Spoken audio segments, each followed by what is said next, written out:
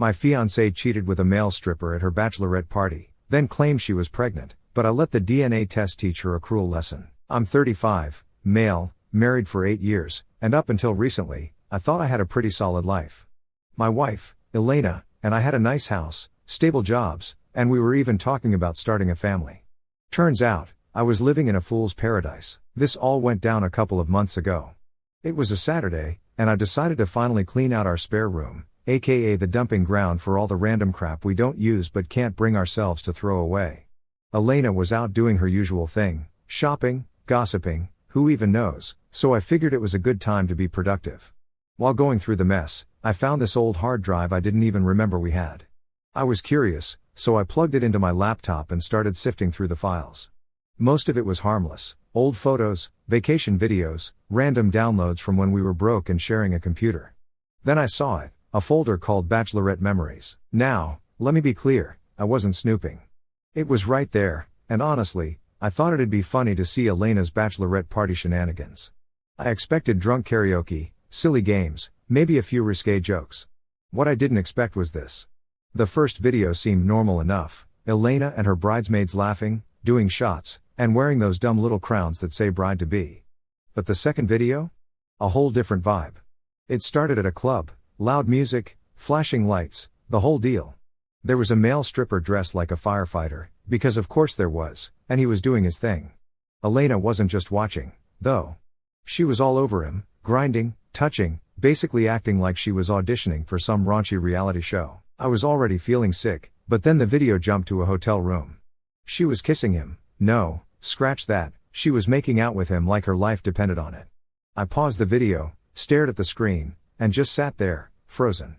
My first thought was, this has to be a joke. My second thought was, why the hell would she save this? When Elena got home, I didn't even wait for her to take off her shoes. We need to talk, I said, holding up the hard drive. She gave me her usual annoyed look, the one she reserves for when I interrupt her Instagram scroll. What now, Marcus? She sighed. I found some videos on this, I said, trying to keep my voice steady. Her expression didn't change. So what? Videos?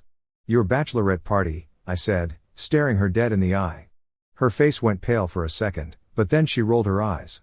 Oh, for God's sake, Marcus, that was years ago. Why are you even bringing this up? I couldn't believe what I was hearing. Elena, you cheated on me with a stripper. I saw the video. She shrugged, like I just accused her of forgetting to do the laundry. It was my bachelorette party. It's not a big deal. Everyone does it. I swear my jaw almost hit the floor. Everyone does it? Are you seriously trying to justify this? She crossed her arms and gave me that condescending look she's mastered. You're overreacting.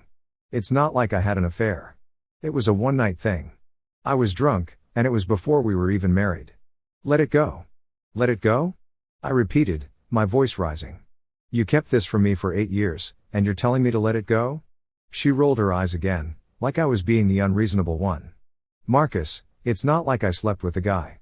It was just some fun. I didn't tell you because I knew you'd blow it out of proportion, and look, you're proving me right. I couldn't believe her audacity. Not only was she unapologetic, but she was acting like I was the villain here. I trusted you, I said, my voice shaking, and you betrayed me. This isn't just some little mistake, Elena. You lied to me for years. That's when she hit me with the classic Elena move, turning the tables. Oh, grow up, Marcus. You're acting like a child. It's been 8 years, and we've had a great life. Are you seriously going to throw that all away because of something stupid I did before we even said I do? I couldn't even look at her. I grabbed my keys and walked out. I didn't know where I was going, I just needed to get away from her. I ended up at a park, sitting on a bench like some kind of movie cliché. I kept replaying her words in my head, it's not a big deal. Everyone does it. Let it go. Was I crazy for feeling this way? Was I really overreacting? No, I decided I wasn't. Cheating is cheating, and the fact that she didn't even feel sorry for it made it 10 times worse. When I got home, she was sitting on the couch, scrolling through her phone like nothing had happened. Are you done with your little tantrum? She asked, not even looking up. I didn't answer. I just went to the bedroom and closed the door. That night, I slept on the couch. Since then, I haven't been able to look at her the same way. Every time she smiles, every time she touches me, all I can think about is that video and the way she acted like it was nothing. I don't know what's going to happen next, but one thing's for sure, I'm not the same guy who sat there laughing at old TikTok videos a few hours before my entire world came crashing down. Alright, so after finding out about Elena's little bachelorette fun, I was a wreck. Half of me wanted to just end it right there and move on with my life, but the other half, probably the part that had been married to her for 8 years, thought maybe we could fix this. So, like an idiot, I agreed to try marriage counseling. Elena suggested it, which I thought might be a sign she was actually remorseful and wanted to put in the effort. Well, she wasn't, but at the time, I was desperate to salvage what we had. We started seeing Dr. Fields, this older therapist who had this whole wise grandma vibe going on. She was calm and neutral, which is probably the only reason I didn't lose it during the sessions. I went in ready to lay it all out, hoping we'd get somewhere. The first session was a joke. Dr. Fields asked us to explain why we were there, and before I could even open my mouth, Elena jumped in.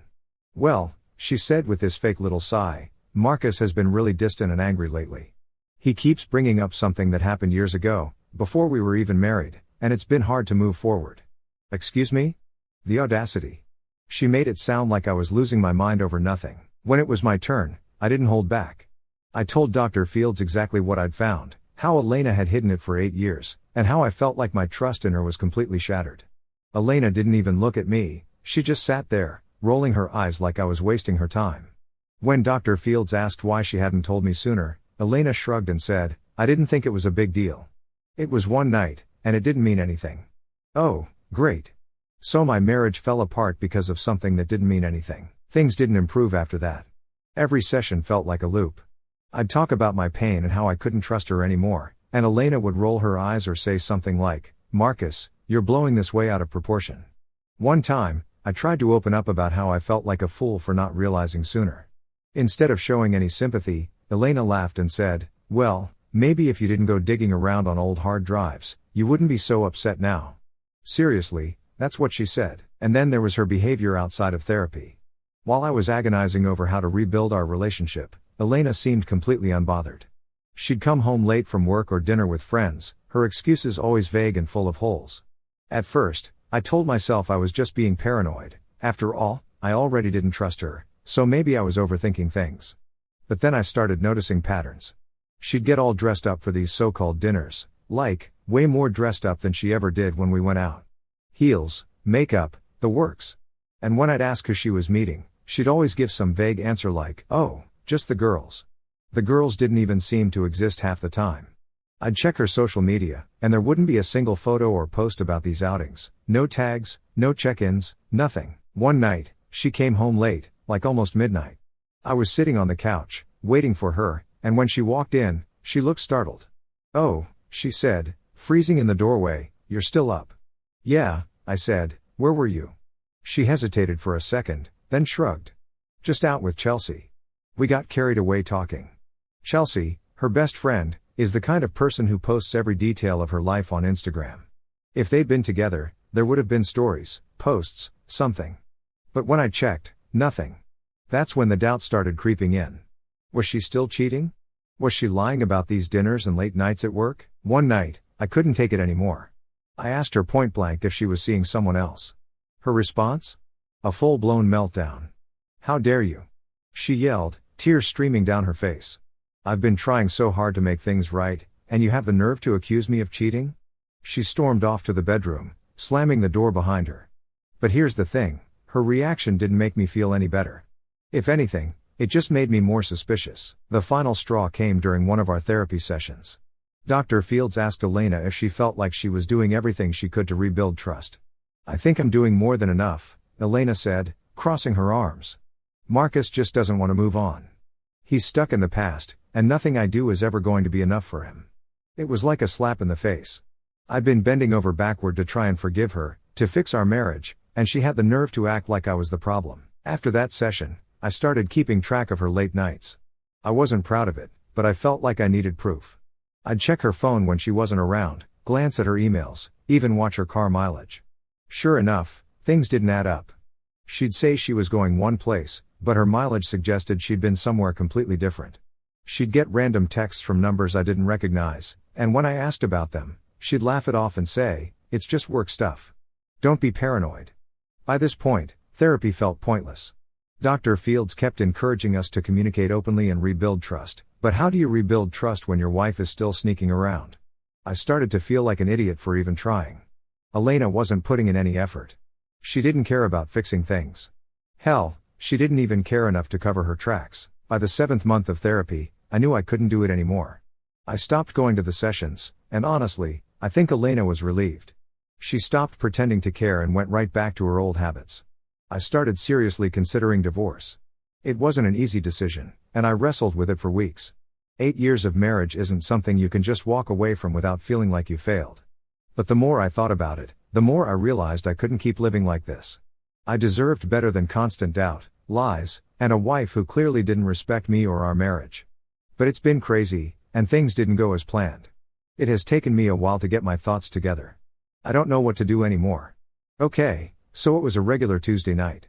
I just finished another awkward dinner where we barely spoke. Elena was on her phone, scrolling endlessly like she always does, while I was trying to figure out the right moment to bring up the D word. All of a sudden, she put her phone down and said, "We need to talk." I froze. Usually, those words meant another argument about how I wasn't letting go of the past. I sighed, bracing myself. What now? Instead of the usual rant, she reached into her bag and slid something across the table. It took me a second to realize what it was, a pregnancy test. Positive. "We're having a baby," she said, looking at me like she expected me to jump up and start celebrating. I didn't. I just stared at the test, my mind racing. This should have been exciting, right? But all I could think about was how much I didn't trust her and whether the baby was even mine. "Are you sure?" I finally asked. "Yes, Marcus," she snapped, like I was being an idiot. "I've taken 3 tests. They're all positive." I sat there, trying to figure out what to say. Was I supposed to be happy? Supportive? I felt completely numb. "Say something," she demanded, her tone shifting from expectant to annoyed. "I don't know what to say," I admitted. She rolled her eyes. "This is good news, Marcus. We've been trying for this." "Yeah, we've been trying, for a baby, for a better relationship, for something to make us feel normal again. But things hadn't been normal for a long time. The timing felt all wrong, and I couldn't shake this creeping doubt that maybe, just maybe, this wasn't the blessing she was making it out to be. I've been trying to process the news." Elena acted like the pregnancy had magically fixed everything, like we were suddenly on solid ground again. She started talking about baby names and nursery ideas, pulling up Pinterest boards and making lists. Meanwhile, I was drowning in doubt. Every time she mentioned the baby, my mind went to dark places. What if it wasn't mine? What if all those late nights and sketchy excuses meant more than I'd let myself believe? I hated thinking like that, but I couldn't stop. I tried to play along, mostly because I didn't know what else to do. I nodded at her ideas, went with her to a couple of doctor's appointments, and even pretended to care when she showed me ultrasound photos. But I couldn't shake the feeling that this was all wrong. Our relationship hadn't suddenly gotten better just because there was a baby involved. If anything, the cracks were even more visible now. We still didn't talk about anything meaningful. Every conversation was surface level, and even those felt forced. One night, as we sat on the couch, she showed me another ultrasound picture. "Look," she said, smiling, "that's our baby." I forced a smile and nodded, but inside, I felt like a fraud. I wanted to believe it, to feel excited, but all I could think was, is this really my baby? That's when I started running through the timeline in my head. The last time we'd been intimate wasn't recent. Things between us had been cold for months. Even when we tried to reconnect, it felt more like going through the motions than anything real. If the baby was mine, the timing didn't make sense. By my math, she would have conceived at a time when we weren't even really talking, let alone acting like a married couple. The thought made my stomach turn. I wanted to confront her, to ask her straight up if there was something she wasn't telling me, but every time I got close to bringing it up, I couldn't. Just because I can't put her under such tension while pregnant. After all, it's not the baby's fault. I started looking into paternity tests, not to act on it yet, but just to know my options. There are tests you can do during pregnancy, but they're expensive and require cooperation from the mother. I wasn't sure how Elena would react if I brought it up, and honestly, I wasn't ready for that fight. I decided to wait. If my suspicions were right, I'd have proof when the baby was born. Until then, I'd play along and try to keep the peace. Here's where I need your advice, Reddit. Am I doing the right thing by waiting? Should I just confront her now, even if it risks blowing everything up while she's pregnant? Or am I being smart by holding off until I have solid proof? I honestly don't know anymore. I had nothing to do but wait for Elena to deliver the baby first, and then I couldn't find time to post while going through this mess. So, The day Caleb was born was surreal. It should have been a moment of joy, a new chapter in our lives, but for me, it felt like a chapter I was afraid to read, one filled with doubts and unanswered questions. Elena went into labor late at night, and I drove her to the hospital. She was in pain and snapped at me over everything, the way I was driving, how long it took to park, even the way I opened the hospital door. I didn't argue back. I told myself it was the stress and the labor talking, but deep down, I knew this tension wasn't new. The delivery went smoothly, and within a few hours, Caleb was here, a boy, perfect in every way, or so I wanted to believe. When the nurse handed him to me, I tried to let go of all my doubts. I looked down at his tiny face, and for a brief moment, I felt a flicker of hope. Maybe everything could work out. Maybe this was the fresh start we needed. But that hope quickly faded as I looked closer. I couldn't help noticing that Caleb didn't look like me at all. He had dark hair and a complexion that didn't match either mine or Elena's. I tried to dismiss it. Babies change, right? But the doubts I'd been carrying for months came rushing back. Still, I didn't say anything, not yet. Elena was exhausted and fell asleep soon after the birth. I sat in the corner of the room, holding Caleb and staring at him. He was innocent in all this, and yet he was at the center of everything I couldn't ignore. I'd already planned to get a paternity test, and now I knew I couldn't wait. The hospital offered discreet testing, and I requested it before we even left. I didn't tell Elena, I wasn't ready for that fight yet. I needed answers first. The first few weeks at home were a blur of sleepless nights and endless baby cries. Elena was all in on her new role as a mom, posting pictures of Caleb on social media, soaking up the likes and comments. She acted like we were the happiest family in the world, as if everything was perfect now. Meanwhile, I was spiraling. I did everything I was supposed to do, changing diapers, bottle feeding Caleb, trying to be present, but I felt like I was living someone else's life. Every time I looked at him, I found myself searching for something that connected him to me. I wanted to find some resemblance, some trait that said, "This is your son," but I couldn't. Elena didn't seem to notice my hesitation, or maybe she just didn't care. She was too busy basking in the attention from friends and family. Whenever I brought up how I was feeling, she'd wave it off. "You're just overwhelmed," she'd say, like my doubts were nothing more than new dad jitters. 2 weeks after Caleb was born, the paternity test results arrived. I'd been dreading that email, but when it finally came, I opened it immediately. The words jumped out at me: probability of paternity, 0%. I stared at the screen, my hands shaking. I'd prepared myself for this possibility, but seeing it spelled out so clearly was something else entirely. Caleb wasn't mine. All the doubts I'd had over the past year suddenly felt justified. The late nights, the vague excuses, the timing, it all made sense now. Elena had been lying to me from the moment she found out she was pregnant. I sat in my car, parked a block away from our house, trying to figure out what to do next. I thought about Caleb, about the moments we'd already shared, and it broke my heart. He wasn't to blame for any of this. He was just a baby, caught in the middle of a mess he didn't create. But Elena? She had some explaining to do. That night, after Caleb fell asleep, I confronted her. "We need to talk," I said, my voice colder than I intended. She looked up from her phone, frowning. "What now?" I took a deep breath and pulled up the paternity test results on my phone. "I got a paternity test," I said, handing it to her. Her face went pale as she read it. "You tested Caleb without telling me?" she said, her voice shaking with anger. "Yes," I said, my voice steady. "I needed to know the truth," she stammered, her eyes darting around the room like she was looking for an escape. "Marcus, I can explain." "Explain what?" I snapped. "That you've been lying to me for months? That you let me believe this baby was mine when you knew he wasn't?" She started crying, the kind of tears that once would have made me want to comfort her. "Not anymore. It was a mistake," she said through her sobs. "I didn't mean for it to happen. It was just one night, and I didn't know how to tell you." "Who's the father?" I asked, my voice sharp. "It doesn't matter," she said, shaking her head. "It matters to me," I said. "It matters to Caleb." She finally admitted it was someone she worked with, someone she'd been seeing during the worst months of our marriage, while we were supposed to be rebuilding trust. Her excuses came flooding out. She said she felt neglected, that she made a mistake, that she thought I'd never find out. But none of it mattered. Over the next few days, I met with a lawyer to finalize the divorce papers. I was done. The lies, the betrayal, the entitlement, there was no coming back from this. The divorce was going to be messy, that much was clear. But I was ready to fight for what was fair and, finally, for what was right for me. I gave her the papers one evening after Caleb had gone to sleep. I sat across from her at the kitchen table, the documents neatly stacked in front of her. "This is it, Elena," I said, trying to keep my voice calm. "We're done. I can't stay in this marriage." She picked up the papers and started flipping through them, her expression unreadable. But when she got to the part about finances, her face twisted into anger. "You're seriously leaving me with nothing?" she snapped, slamming the papers down. I frowned. "You're not entitled to anything, Elena. Caleb isn't my child, and you lied to me for months.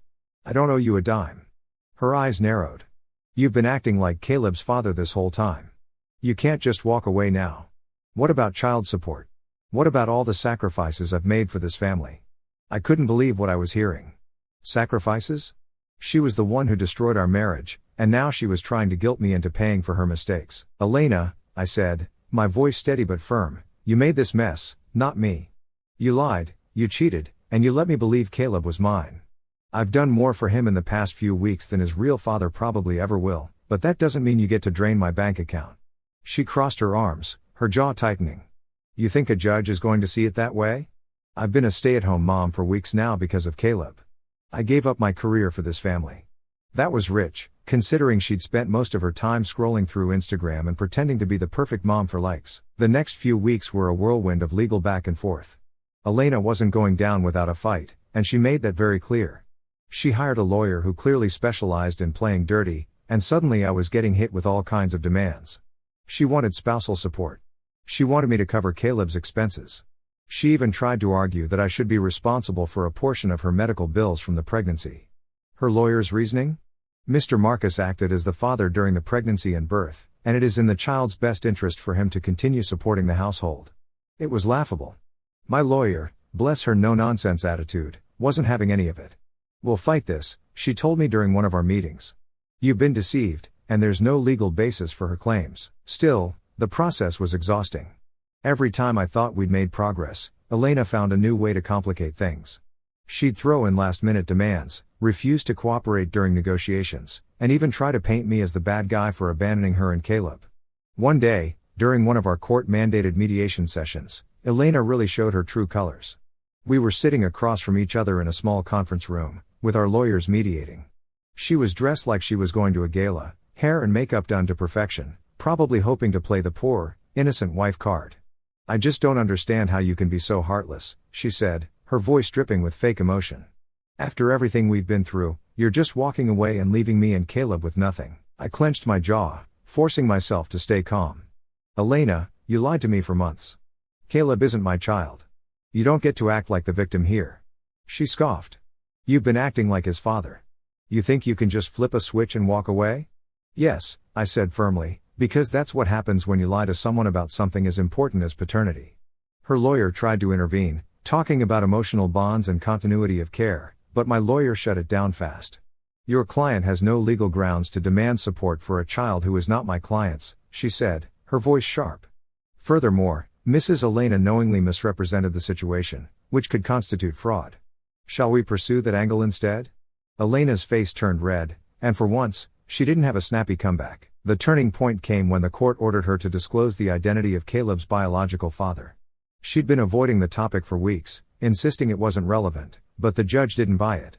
When she finally named him, a coworker she'd been seeing during our rough patch, it was like the final piece of the puzzle clicked into place. Her credibility took a massive hit, and any sympathy the court might have had for her went out the window. The judge ruled that I had no obligation to Caleb or Elena, financially or otherwise. My lawyer even managed to block her attempt to get spousal support, arguing that her actions had directly led to the breakdown of the marriage. When the final ruling came in, I felt an overwhelming sense of relief. Elena's demands had been denied, and I was officially free. Elena, on the other hand, was furious. She stormed out of the courtroom, muttering about how unfair it all was, how she deserved better. But for once, her entitlement didn't get her what she wanted. "I'll leave you here for now, Reddit." Hey, Reddit. It's been a while since I shared my story. I've had some time to reflect, and let's just say life has been interesting. After the divorce, I moved out of the house and into a small but cozy apartment across town. At first, it was weird adjusting to life on my own, but honestly, it felt good. No more constant tension, no more pretending everything was okay. It was just me, my space, and a fresh start. I threw myself into work and started going to the gym again, something I hadn't done in years. Turns out, Physical activity really does help clear your head. I even picked up some hobbies I'd neglected during my marriage, like hiking and photography. Friends who had distanced themselves during my marriage, probably because of Elena, started reaching out again. It was nice to reconnect with people and feel like myself for the first time in years. Elena, on the other hand, wasn't doing so hot. A mutual friend told me that Caleb's biological father completely ghosted her after the court ordered her to reveal his identity. Apparently, the guy didn't want anything to do with her or the baby, and he even transferred to another office to avoid her. Classy. With no real support system, Elena was left scrambling. Her parents, who had initially backed her during the divorce, were furious when they found out she'd lied to me about Caleb's paternity. They cut back on helping her financially, forcing her to face the consequences of her actions for the first time. Elena tried to put on a brave face for social media, of course, lots of posts about how she was a strong, independent woman and loving single mom. But anyone who knew her could tell she was struggling. Elena wanted to get back in touch with me. She called me one evening, her voice shaky. "Marcus, I've been thinking a lot, and I feel like we should talk." I didn't even let her finish. "There's nothing to talk about, Elena," I said. She sighed dramatically, like she was the victim. "I know I messed up, but we had something real. Don't you miss what we had?" I almost laughed. "What we had was built on lies, Elena. I've moved on, and you need to do the same." She started crying, but I wasn't falling for it this time. I told her I wished her the best and hung up. A few weeks later, she showed up at my apartment. I have no idea how she found out where I lived, probably through a mutual friend or something. She was standing at my door, holding Caleb, looking tired and desperate. "Can we talk?" she asked. I didn't want to cause a scene, so I let her in. She sat on my couch, bouncing Caleb on her knee, and started her little speech about how she'd changed and how we could make things work for Caleb's sake. "Marcus, I know I hurt you, but Caleb needs a father figure," she said, tears welling up in her eyes. "You've always been so good to him." I stared at her, barely able to believe what I was hearing. "Elena, Caleb has a father. It's not me, and you don't get to use him as a way to manipulate me into coming back." She looked at me like I'd just slapped her. "You're really going to turn your back on him?" "I'm not turning my back on him," I said. "I'm turning my back on you." She left after that, but not without another dramatic round of tears and guilt tripping. She'd send me long texts about how much she missed me, how Caleb needed me, how we could start fresh. I ignored most of them. When she wasn't trying to guilt me, she was trying to appeal to my sympathy. She'd talk about how hard it was being a single mom, how the bills were piling up, how lonely she was. Part of me felt bad for her. Caleb didn't ask for any of this, after all, but I wasn't about to let her drag me back into her mess. I felt pity for her, honestly. She'd been so entitled during our marriage, so convinced that she could get away with anything, and now she was left with nothing but her regrets. Caleb, as much as I cared for him during those first few weeks, wasn't my responsibility. I hope Elena figures things out for his sake, but I'm done being her safety net. Looking back, I'm proud of myself for walking away. It wasn't easy, and there were moments when I doubted if I was doing the right thing. But now, seeing where I am and where Elena is, I know I made the right choice. And if Elena's downfall taught me anything, it's that you can't let someone else's lies and manipulation define your life. So, yeah, Reddit, things are looking up for me. As for Elena? Well, she's still trying to figure out how to clean up the mess she made. I wish her luck, she's going to need it.